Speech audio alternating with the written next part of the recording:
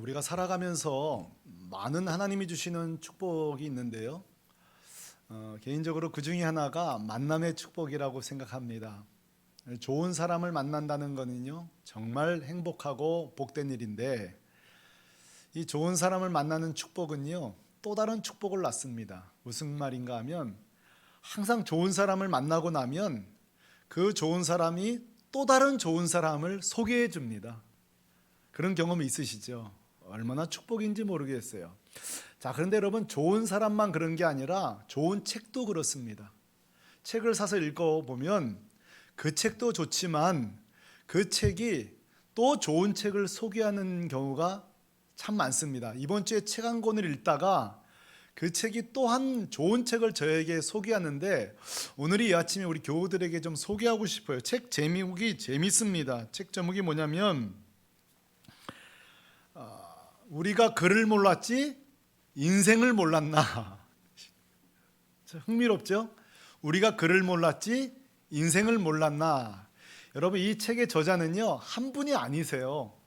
무려 20분이 쓰신 건데, 이 20분의 평균 연령이 80세가 넘습니다.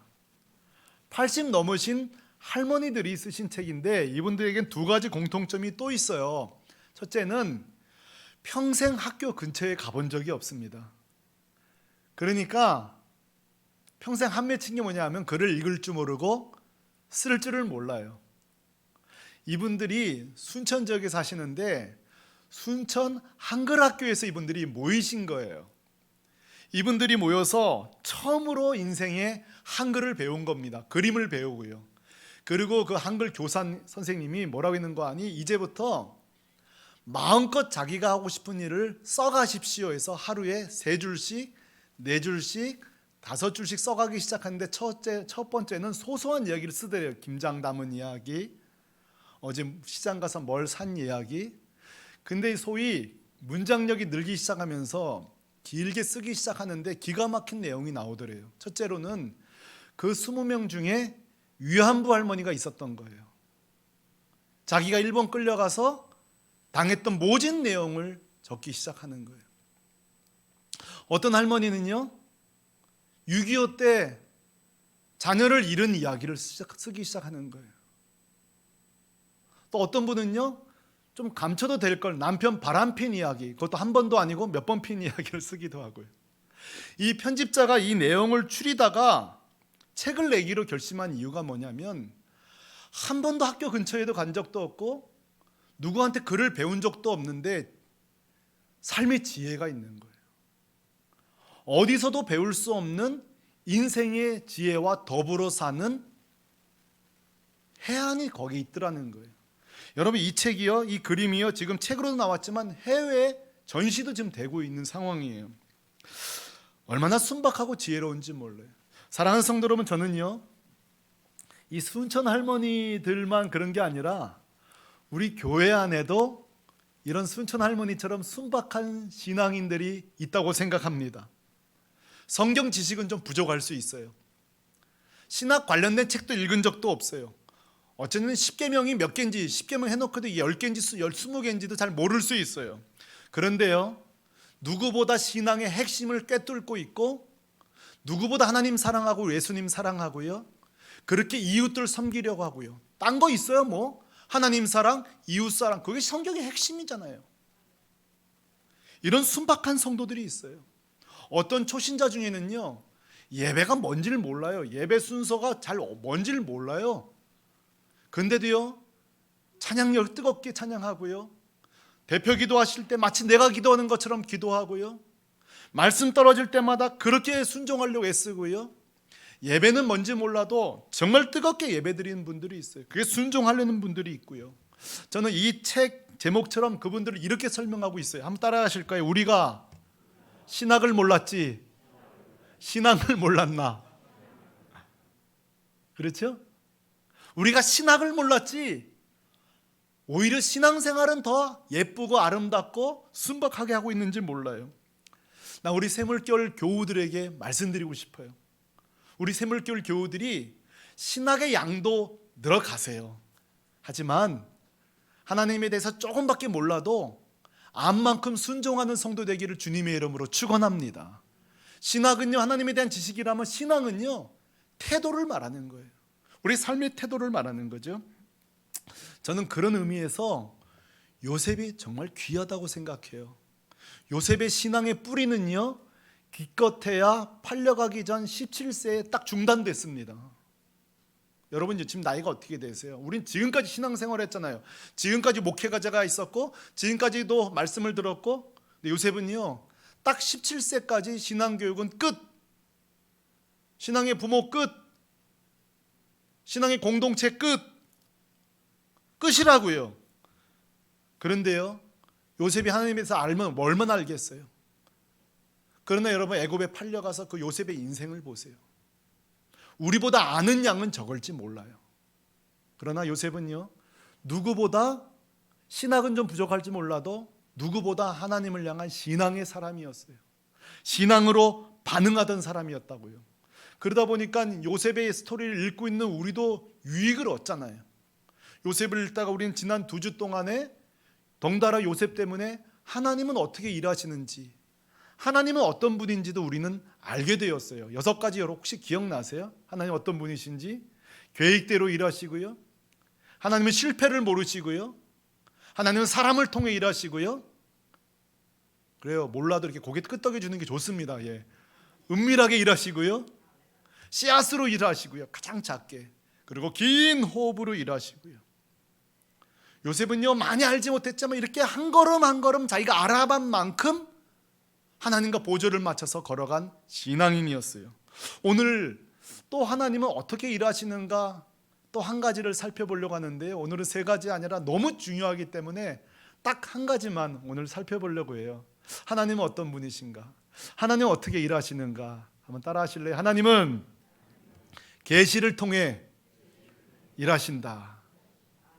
하나님은 계시를 통해 일하신다. 여러분, 계시가 무슨 뜻일까요?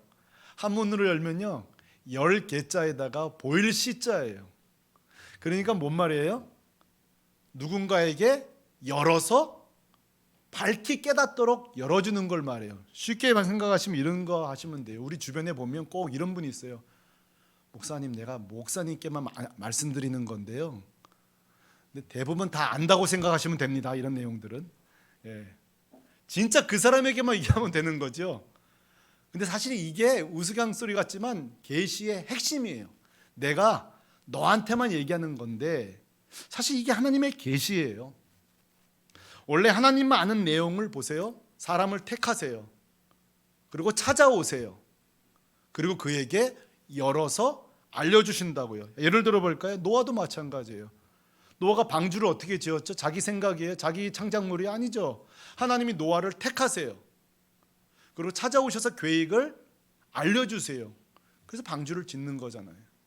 아브라함도 마찬가지예요. 갈대아 우르는 이방 땅이었어요. 메소포타미아 문명이 발달된 그곳이었어요. 하나님이 택하셨어요, 아브라함. 그리고 갈대아 우르를 찾아오셨어요. 그리고 내가 너를 통하여서 하늘의 별과 같이, 공중의 티끌과 같이, 땅의 모래와 같이 넓게 만들 것이다 하고 계시를 알려주셨어요. 이제 한 달 뒤 성탄절이 다가오는데요, 마리아가 어떻게 예수를 갖게 되었죠? 예수님을 먼저 마리아를 택하셨어요. 그리고 가브리엘 천사를 보내서 찾아오게 하셨죠. 그걸 알려주셨어요. 장차 너가 아들을 낳으리니 이스라엘을 죄에서 구원하게 될 것이다. 자, 하나님의 계획은요, 계시를 통해 일하세요. 그러니까 사실은 노아, 아브라함, 마리아가 뻐길 필요가 없어요. 왜 그렇죠? 니들이 대단해서 찾아낸 게 아니에요. 자신 스스로 깨달아낸 게 아니라고요. 은혜예요, 은혜. 하나님이 찾아오셔서 알려주시니까 알게 된 거죠. 자기들이 잘난 게 아무것도 없다고요. 하나님이 알려주지 않았다면 노아는요, 아브라함은요, 마리아는요, 그냥 자기 인생 그냥 살다가 어느 때면 죽었을 거예요. 노아나 아브라함은 어쩌면 아브라함 같은 경우 이방 땅에서 하나님도 모르고 그냥 살다가 죽었을지 몰라요. 죄 가운데 태어나서 죄 가운데 죽었을지 몰라요. 은혜로 찾아오신 거죠. 자, 오늘 말씀 바로도 마찬가지예요. 바로가요, 계시를 받아요. 꿈을 2번이나 꾼다고요. 그런데 하나님의 찾아오셔서 풀어주지 않으니까 모른다고요. 계시의 3요소 중에 하나만 있는 거예요. 계시는 임했는데 풀어주고 알려줄 사람이 없는 것. 근데 어떻게 알게 되죠? 오늘 25절에 보면 요셉이 정확하게 하나님의 계시로 일하는 것들을 순종하고 따라가죠. 자, 25절 말씀인데요, 같이 읽어보면 좋겠는데, 바로가 드디어 깨닫게 되어지면, 시작. 요셉이 바로에게 아뢰되 바로의 꿈은 하나라, 하나님이 그가 하실 일을 바로에게 보이심이니라. 자, 하나님이 그가 하실 일을 바로에게 계시 열어서 보여주신 거예요. 그때 비로소 바로가 알게 된 거죠. 여러분, 만약에 바로에게 계시가 없었다고 쳐보십시오.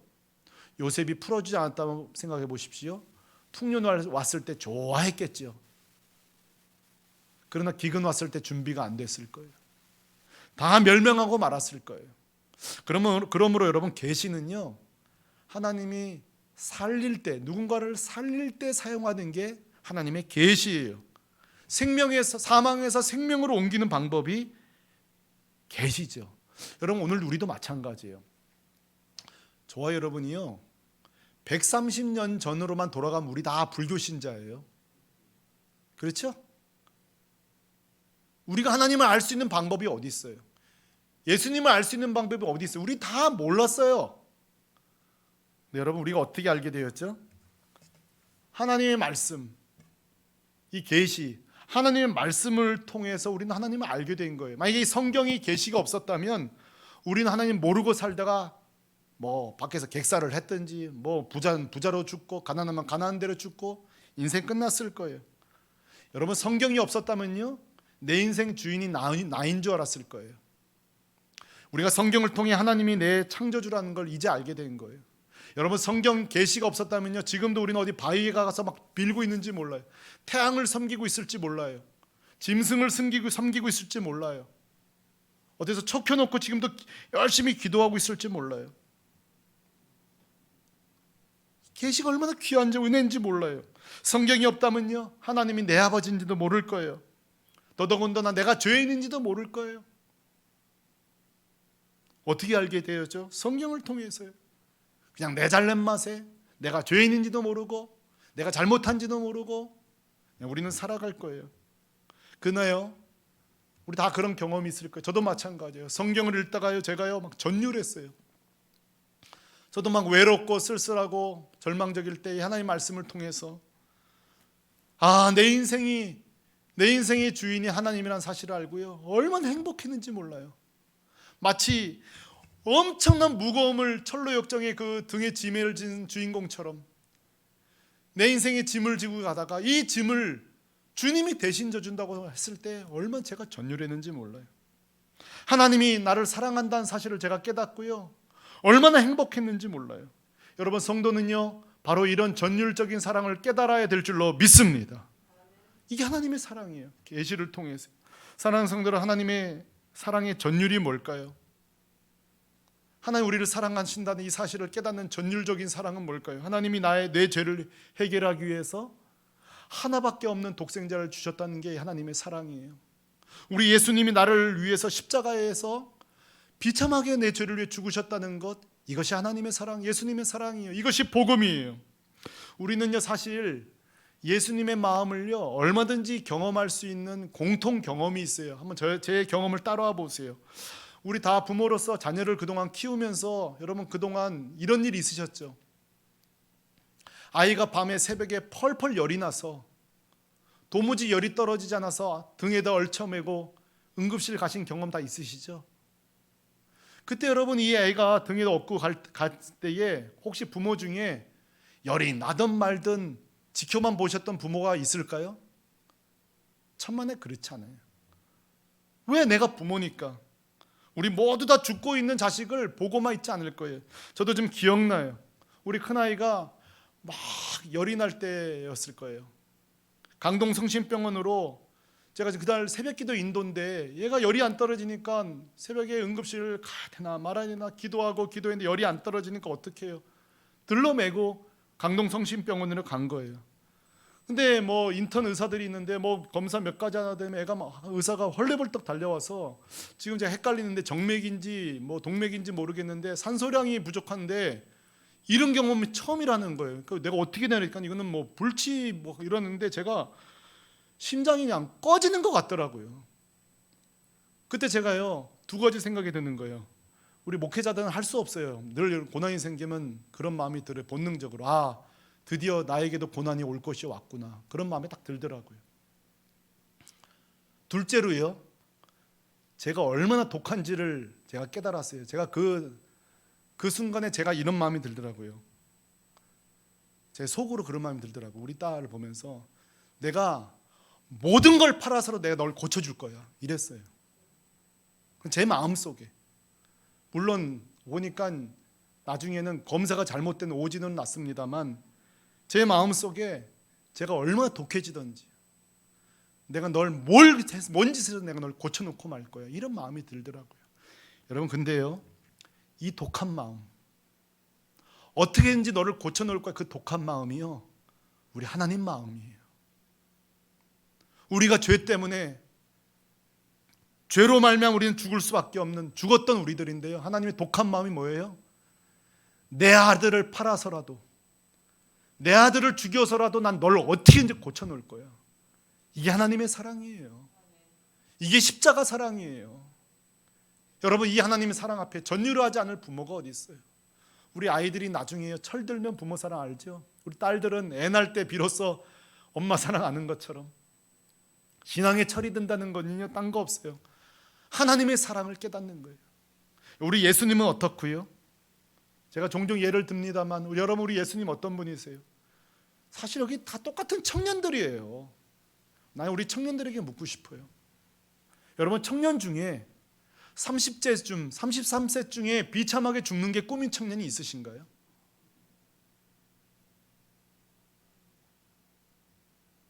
(30세) 중에 처절하게 처형당하기 위해서 태어날 아가가 있을까요? 그럼 묻고 싶어요. 우리 예수님 억지로 오셨나 이 땅에? 억지로 죽으셨나요? 천만에요.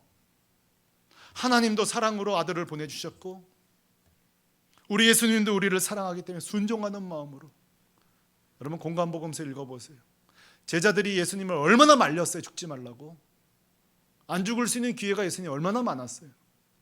그러나 한 걸음 한 걸음 한 걸음 한 걸음 주님은 저와 여러분의 죄를 사하기 위하여 십자가로 나아가셨어요. 사랑하는 사람 이게 하나님의 전율하는 사랑이에요. 우리가 이걸 어떻게 알게 되었죠? 하나님 말씀이에요. 이 하나님 말씀을 통해서 알게 되었어요. 그러므로 여러분 우리 신앙의 기초는요 반드시 세 가지가 있어야 돼요. 첫째 하나님의 사랑이에요. 둘째 예수 그리스도의 십자가 사랑이에요. 이 두 가지를 어떻게 알 수 있죠? 하나님 말씀이에요. 가끔 신앙생활 하다가 저한테 목사님 제 영적으로 너무 침체되어 있어요. 신앙이 어떻게 하면 좋을까요? 답을 찾을 때가 있을 때마다 제가 꼭 해드리는 말이 있어요. 자 여러분 샘터 식구들이 물었다고 쳐봅시다. 샘터 식구들이 샘터 직위로 뭐라고 대답하실 때 제가 영적 침체가 왔어요. 어떻게 하면 좋을까요? 자 여러 가지 원인이 있어요. 영적 침체가 오는. 그런데요 가장 먼저 점검하실 게 있습니다. 영적 침체가 왔을 때 그것은 뭔가 하면 우리 영적 침체의 거의 90%는요 성경에서 멀어졌을 때입니다. 다시 한번요. 우리 영적 침체의 회복의 유무는 성경과 우리와의 간격입니다. 자, 우리에게서 성경이 멀어졌어요. 이 책이 멀어진 게 뭐가 대수겠어요. 성경에서 멀어졌다는 뜻은요 하나님의 사랑의 이 물결이 계속 나한테 쳐오지 않는 거예요. 예수님의 사랑을 매일매일 경험하지 못하는 거예요. 여러분 성경을 뒤져보세요. 구약도 오실 예수님에 대해서, 신약은 오신 예수님에 대해서, 마지막 계시록 다시 오실 예수님에 대해서 어디를 뒤져봐도 하나님 사랑, 예수 그리스도 오심에 대해 왜 더 다른 내용이 있나요? 어디를 펼쳐봐도. 근데 여러분 이 하나님의 사랑, 예수의 사랑이 점점 저에게 멀어지는 거예요. 말씀이 없다는 것은 단순한 문제가 아니에요. 구원의 감격이 사라지는 거예요. 구원의 감격이 희미해지는 거예요. 아버지 사랑이 없어지는 거예요. 그럼 남는 거 뭐예요? 세상밖에 안 남아요. 근심 걱정밖에 안 나와요. 불평불만밖에 안 나와요. 다른 해법이 있습니다만 가장 먼저 한번 생각해 보세요. 말씀을 땡겨 오십시오. 루터는 그런 얘기했어요. 장작이 불에서 멀어지면 탈 수 없는 것처럼 성도가 이 성령의 불에서 멀어지면 죄밖에 될 수 없다 그랬어요. 성경 가까이, 불 가까이 가야죠. 그러므로 저는 영적 회복을 위해서 세 가지를 여러분에게 오늘 숙제 겸 제안하고 싶어요. 첫째, 영적 침체가 왔을 때 절대적으로 성경 읽는 양을 늘리시길 바랍니다. 성경 읽는 양을 절대적으로 늘리셔야 돼요. 언제까지요? 내 안에 이 전율하는 하나님의 사랑, 그리스도의 사랑이 나를 압도할 때까지. 여러분 기대하시기 바랍니다. 그 하나님의 압도되는 사랑이 계속 읽으세요. 그 십자가 사랑이 내 안에 차오를 때까지. 이거 영적 회복의 첫 번째 방법입니다. 또 하나요. 영적을 회복을 위해서 또 하나 중요한 방법을 알려드리겠습니다. 그것은 복음을 전하십시오. 목사님, 이게 말이 됩니까? 내가 지금 영적 침체에 있는데 복음을 전하라니요. 복음은 영적이 회복된 다음에 전하는 거 아닙니까, 목사님? 네, 맞습니다. 근데요, 복음을 전하십시오. 그래도 두 가지 이유가 있습니다. 그 이유는요, 요리할 때 요리 실력이 느는 것처럼 복음을 전할 때 내 복음이 뜨거워집니다. 이 문장은요, 해본 사람만 압니다. 해본 사람만 알아요. 자, 지금요, 저는 설교하고 여러분 듣고 있는데요, 솔직히 누구 가슴이 지금 뜨거울까요? 누구 가슴이 뜨거울까요? 제가 더 뜨거울걸요? 여러분, 전도가 신비해요. 나는 일방적으로 저 사람에게 복음을 전하는 것 같지만요, 내가 내 머릿속에서 말하면서요, 내가 은혜를 받습니다. 내 심령이 뜨거워집니다. 저는 지금까지 전도할 때에 한 번에 전해본 적이 없어요. 중간에 제가 너무 감격해가지고 울컥해가지고, 그러면 또 누구는 이해 못하고 여성 호르몬 나와서 그렇다고 막 저를 정죄하는데요. 그것도 맞는 말이지만 제가 부인하진 않겠습니다만 다 그런 건 아니에요. 제 안에 막 차오르는 거예요. 그리스도의 사랑이. 해보신 분 알 거예요. 또 하나요. 복음을 전해야 예수를 믿습니다. 계시를 풀어줘야 됩니다. 130년 전에 선교사들이 오지 않았다면요, 한국이 지금 이게 복음화가 됐을까요? 제가 자주 말씀드리죠. 미국과 캐나다, 호주 장로교회가 우리나라 다 복음화된 다음에 선교사 파송해야지 했다면 지금도 한 명도 선교사 안 보냈을 거예요. 가끔씩 그래요. 목사님, 우리 집도 전도 못하는데 나가서 전도합니까? 여러분, 그럴기까지 기다리기까지요, 세상 전도 못합니다. 복음을 전할 때에 우리 심령이 뜨거워져요. 마지막으로요, 한번 따라 하십시다. 건전한 영적 체험을 사모하라. 우리가 말씀을 통해서 지적인 만족도 있지만 여러분, 성도는요, 반드시 체험이 있어야 돼요. 기도할 때 막 응답의 체험, 찬양할 때 막 성령이 임하는 체험, 막 방언이 터지고 때로는 막 은사가 임하고 막 가슴에 막 타오르는, 어떤 사람은 꿈도 주시고요. 여러분, 사모하십시오. 나 우리 샘물결 교회가 그런 균형 잡힌 성도가 되기를 소망합니다. 저는요, 지난 목요일 날 이야기를 잠깐 좀 하고 싶어요. 지난 목요일 새벽에 저는 하나님께서 저에게 놀라운 체험을 새벽에 주셨어요. 저는 왜 이런 체험을 주셨는지 제가 알고 있어요.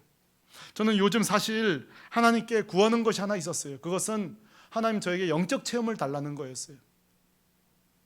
그러면 내가 성경 말씀으로 부족하냐? 그렇지 않았어요. 저는 하나님 말씀으로도 충분해요. 하지만 성경에서 그런 체험들을 약속하고 있기 때문에 계속 사모했어요. 구했어요. 그러던 목요일 새벽 제 꿈속에 놀라운 일이 벌어졌어요. 그것은 너무 선명하게 하나님이 저를 찾아오셨어요. 그리고 무려 하나도 아니고요, 5가지 저에게 말씀을 하셨어요.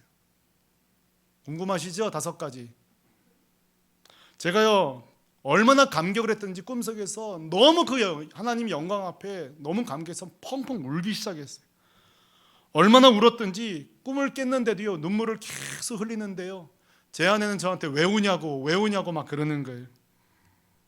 그래서 제가 막 울면서 그랬죠. 하나님 나에게 말씀하셨다고. 근데 그 울음이 어떻게 바뀌었냐면요, 나중에 슬픔의 눈물로 바뀌었어요. 얼마나 감격했는지요, 5가지 뭘 말씀하셨는지를 잊어버렸어요. 제가 뭐라고 하셨는지를 모르겠어요. 막 너무 감격한 나머지. 근데요, 두 가지는 생각이 나요. 세 가지는 잊어버렸는데 그 두 가지를 오늘 말씀드리고 싶어요. 첫째, 샘물교회 교회가 복음을 위해 살라고 말씀하셨어요. 둘째, 약한 자, 이웃들, 자녀들을 잘 섬기는 교회가 되라고 말씀하셨어요. 제가 드리고 싶은 말씀, 이건 꿈이 아니더라도 성경이 원래 하던 이야기야라는 사실이에요. 저는 꿈을 통해 대단한 걸 기대했어요.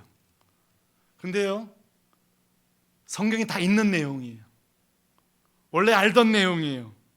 제가 그런 생각했어요. 아하, 이 체험을 통해서 하나님 나와 함께 하시는구나 하는 것은 맞지만 성경보다 앞서는 내용은 아니구나. 모든 개인의 체험들이 다 성경의 내용, 그 내용이구나. 또 하나요, 저는 이 제 체험을요, 저를 향한 하나님의 꾸짖음이라고 생각했어요. 첫째, 너 담임 목사로서 이 두 가지 외에 딴짓거리 하지 마, 이런 저에 대한 경고의 메시지였어요. 여러분, 종종 이렇게 뉴스에 나오고 좀 손가락질하는 교회들이 처음부터 그랬을까요? 아닐 거예요. 처음에는 복음 중심이고 가능한 한 약자를 도우려고 했을 거예요. 근데 어느 날 바뀐 거죠. 어쩌면 이 저에 대한 하나님의 경고예요. 야, 이 목사, 너 딴짓거리 할 생각 하지 말어. 무서운 체험이에요. 오직 복음, 오직 예수만 전해. 이웃들, 약한 자들, 자녀들 잘 섬겨. 딴짓거리 했단 봐. 저를 향한 하나님의 경고예요. 또 하나는요, 아무리 체험돼요, 다 하나님 말씀이구나. 별거 없구나. 이 말씀보다 앞설 수 있는 개인 체험은 없구나. 그걸 제가 깨닫게 되었어요. 그러고 나서 정신을 차리고 정리하면서 제가 내린 결론이 있어요. 이 꿈에 대한 결론이 바로 고린도전서 10장 31절로 제가 딱 정리했어요. 제가 자주 드리던, 함께 암송하던 그 말씀이에요. 오늘 아침 다 같이 한번 읽어보겠습니다. 시작.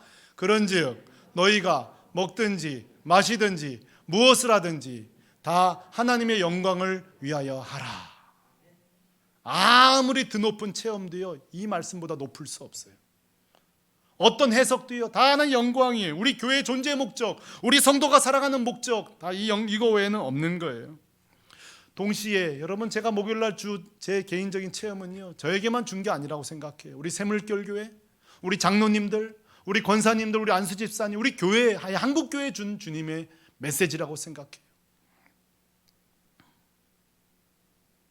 저는 목요일날 꿈을 깬 다음에 이걸 어떻게 순종할까, 오늘 어떻게 내가 주님을, 이 말씀을 담을 수 있을까 하다가요, 제 마음에 그런 창의적인 생각을 주셨어요. 지난주에 여러분, 저희 집에 교인들이요, 김장을 얼마나 많이 갖다 주는지 몰라요. 김장을 해주셨어요. 감사해요. 근데 교회가 또 저에게 김장값을 또 주셨어요. 김장을 받았는데 김장값을 또 받았으니 이거는 하나님께서 우리 쓰지 말라는 값다 싶어서, 하나님, 내 이 돈 어떻게 쓰면 좋을까요? 했어요. 그러고 보니까 또 도와야 될 분들, 같이 밥 먹을 사람, 이번 주에 같이 밥도 같이 먹고 성교비도 보내고, 또 아는 또 누가 결혼한다고 그래서 저랑 뭐 친한 가정도 아니에요. 근데 그분은 참 좋은 시점에 저한테 결혼한다고 문자를 보낸 거예요. 타이밍이. 또 이렇게 뭐 저랑 가깝지 않지만 또 물질 보내고. 근데요, 얼마나 감사한지 몰라요. 제 마음 기쁨이 충만한지 몰라요. 주님이 저한테 그랬잖아요. 도우라고. 이거 별거 아니거든요. 큰 돈도 못 썼어요. 근데도요, 제 마음에 그 순종했다는 그 기쁨, 그 민감하게 능동적으로 오늘 주신 꿈 자체가 귀한 게 아니라 내가 순종할 수 있는가, 그게 얼마나 귀한가. 난 여러분, 도전하고 싶은 게 있어요. 요즘 하나님 어떤 음성을 주고 있습니까? 묻고 싶어요. 요즘 설교를 통해 개인 큐티 할 때에 뭐 신문을 보든 사회 현상을 보든 요즘 어떤 음성을 주고 계신가요? 뭘 깨닫고 계신가요? 여기에 제일 중요한 얘기 드리고 싶어요. 제가 대학교 다닐 때요, 비교종교학 수업 시간에 다 타종교를 하나 조사해 오는 거예요. 저는 이제 불교를 택했어요. 그리고 제가 그때 목동에 살았기 때문에 목동에 보니까 세상에 지금도 있나, 대웅전이라는 절이 있더라고요. 지금도 있습니까? 그 절을 가서 스님을 만났는데요, 이 스님이 세상에 성경을 7번 읽으신 분이에요. 스님인데. 근데 하나님 모르죠. 믿지 않죠. 얘기하다가 제가 이렇게 물었던 기억이 나요. 불교의 핵심이 뭡니까? 그러시더라고요. 그래서 그분이 그래요. 불교는 깨달음의 종교라는 거예요. 근데 제가 집에 오면서 이랬어요. 아, 역시 기독교가 한 수 위구나 그랬어요. 제가. 왜냐하면 우리는 깨달음을 넘어 순종하는 종교잖아요. 근데 여러분, 오늘날 성도 중에 불교 정도의 신앙생활 하시는 분들이 있어요. 설교 시간에도 은혜되었다는 표현이 오늘 새로운 인사이트를 얻고 깨달음이 있는 만족으로 사는 정도 예배 드리지 마세요. 신앙생활은요, 깨달음이 아니에요. 깨닫고 순종하는 거예요. 기독교는 깨달음의 종교가 아니에요. 깨닫고 내가 죽고 내 안에 예수가 사는 거예요. 순종으로 걸어가는 거예요. 그게 신앙생활이에요. 여러분, 오늘 촉구하고 싶어요. 우리 성도들이 성경을 많이 한 것도 감사하지만 조금 알더라도 능동적으로 민감하게, 주님 이걸 원하세요? 순종하는 성도가 되시길 바랍니다. 이번 주 한 남성도, 우리 교인입니다. 저한테 문자가 왔어요. 목사님, 제가 지금 출장 마치고 서울로 올라가는 길입니다. 잘 올라오라 그랬더니 기가 막힌 내용을 이야기해요. 지금 기차 시간 몇 분 남았는데 걸어가는데 노숙자가 있는데 하나님이 저 사람을 도우라는 마음을 주시더라는 거예요. 예, 참 그런 마음 귀하죠. 그래서 기차 시간 얼마 안 남았는데 그래 도우라고 하니까 돕고 가려고 하는데 이 노숙자가 돈은 됐고 손을 덜썩 잡더니만 대화를 좀 하고 가라는 거예요. 이 코로나 시기에. 근데 이야기를 하는데 침이 마스크를 넘어서 막 튀어오는데 본인도 당혹스럽죠. 그래도 대화를 마치고 기차 타야 된다고 타자마자 어디로 갔을까요? 좌석으로 갔을까요? 화장실로 갔을까요? 화장실 가서 막 닦았다는 거예요. 그러면서 저한테 문자가 온 거예요. 목사님, 너무 자기가 죄스럽대요. 그 또 얄팍하게 닦는 자기 모습을 보고 죄스러웠다는 거예요. 내가 그래서 이렇게 답장을 보냈어요. 죄스러운 거 없다. 첫째로는 하나님께 순종했으니 감사하고, 둘째로는 코로나 시기에 집에 가면 애들도 있으니 잘 닦아서 이성적으로 반응했으니 잘한 거고, 둘 다 잘한 거다. 여러분, 그 형제가 출장 갔다 오면서 하나님의 그 민감한 요청에 반응한 거예요. 순종한 거예요. 제가 얼마나 감사한지 몰라요. 저는 우리 새물교회가 그렇게 사셨으면 좋겠어요. 신학적 지식도 많은 성도지만 적은 지식이라도 하나님 뜻 하나 발견하면 그 주간에 어떻게든지 그렇게 살아보려고, 그렇게 한번 실천해 보려고, 이 순천 할머니들처럼 우리가 신학을 몰랐지 신앙을 몰랐나. 주 앞에 섰을 때에 딱 하나만이라도 주 앞에 잘했다 칭찬받는, 그래서 날마다 주님이 가라는 만큼 가고 서라가는 만큼 서고 날마다 주님 원하신 그곳에 서는 우리 새물결 교우들 되시기를 살아계신 주 예수 그리스도의 이름으로 축원합니다. 우리 같이 찬양하겠습니다. 자리에서 일어나시죠. 오늘 제 찬송 설교가요, 이 찬송 속에 다 들어 있습니다. 가사 좀 보세요. 계시 의존적 삶입니다. 주님 말씀하시면 내가 나아가리이다. 주님 뜻이 아니면 내가 멈춰서겠습니다. 내가 가고 서는 거요, 다 주님 뜻에 있습니다. 주님, 날 좀 이끌어 주세요. 이 가사 내용입니다. 자, 이번 돌아온 한 주간 아침부터 저녁까지 나 민감하게 주님 주신 뜻대로 살겠습니다. 결단하면서 이 찬양 같이 나아가겠습니다. 주님 말씀하시면, 주님 말씀하시면 내가 나가리다. 주님 뜻이 아니면 내가 멈춰서리다. 나의 가고 서는 것 주님 뜻에 있으니, 오 주님 나를, 주님만 바라보면서 다시 한번 주님 말씀하시면, 주님 말씀하시면 내가 나가리라.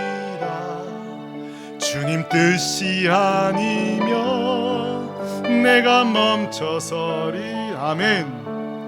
내가 가고 서는 것 주님 뜻에 있으니, 오 주님 나를 이끌. 우리 결단하면서 오른손 들고 뜻하신 뜻하신 그곳에 나 있기 원함. 이끄시는 대로 순종하며 살리니 연약한 내 영혼 통하여 일하소서. 주님 나라와 그 뜻을 위하여 뜻하신 그곳에 나 있기 원합니다. 아멘. 이끄시는 대로 순종하며 살리니 연약한 내 영혼 통하여 일하소서. 주님 나라와 그 뜻을 위하여. 오 주님 나를 이끄소. 사랑하는 성도 여러분, 이 시간만 기도할 때에 우리는 일어나서 한 주간 하루 일정을 짭니다. 그때 주님이 이렇게 말씀하지 않으실까요? 너 참 바쁘게 사는구나, 너 참 열심히 사는구나. 그러나 좀 나를 네 계획 속에 좀 포함시켜 줄 수 있겠니?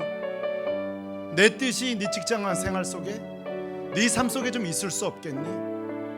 너가 지나치는 그 많은 사람들, 누군가는 만나야 될 사람도 있고, 누군가는 너가 함께 대화해줘야 될 사람이 있는데 그렇게 좀 반응해 줄 수 없겠니? 오늘 우리 이 말씀을 통해 주님이 요청하고 계시지 않을까요? 우리 결단하며 나갈 때인데 이 시간에 여러분 새로운 한 주간을 맞이하면서 주님 월요일부터 마지막 토요일까지 주님 다시 오실 때까지 능동적으로 주님의 뜻에 반응하며 깨달음의 종교가 아니라 순종하는 자로 살게 하여 주옵소서. 결단하면서 순종하면서 기도하며 나가십시오. 기도하겠습니다. 할렐루야. 걸어가신 아버지.